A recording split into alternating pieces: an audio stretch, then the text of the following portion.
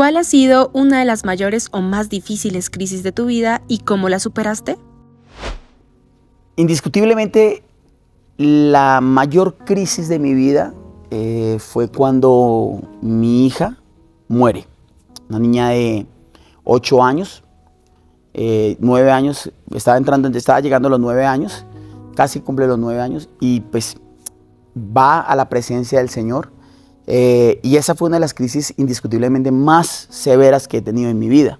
¿Sí? El poder desprenderme de alguien a la dimensión de una hija.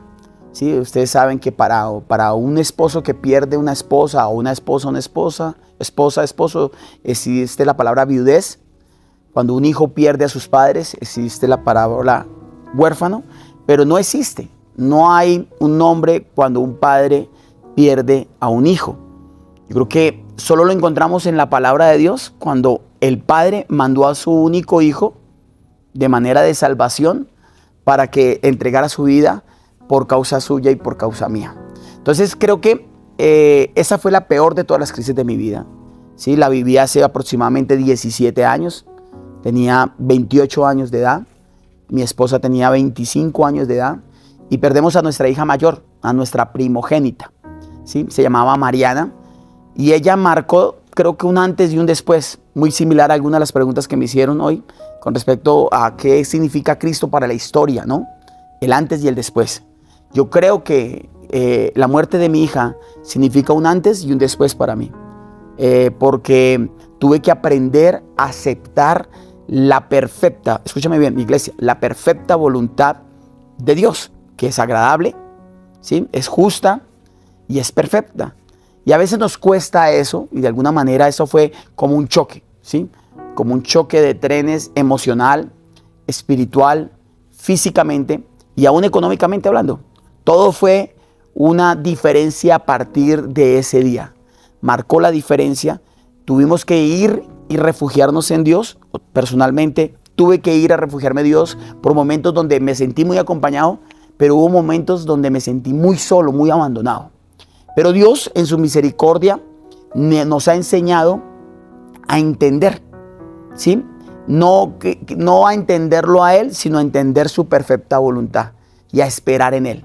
A Dios no solo se le ama porque se le comprende, sino se le ama por lo que Él es, ¿sí? Job dijo, Jehová dio, Jehová quitó, bendito sea el nombre de Jehová para siempre. Entonces la manera para poderme restaurar de ese golpe, de ese fracaso de mi vida fue precisamente de esa forma. Ir a Dios y entenderlo, ¿sí? Comprenderlo, callarme y reconocer que Él es el soberano y Él pone los días, y a mi hija le determinó un poco de edad, mucho menos de lo que estábamos esperando, ¿sí?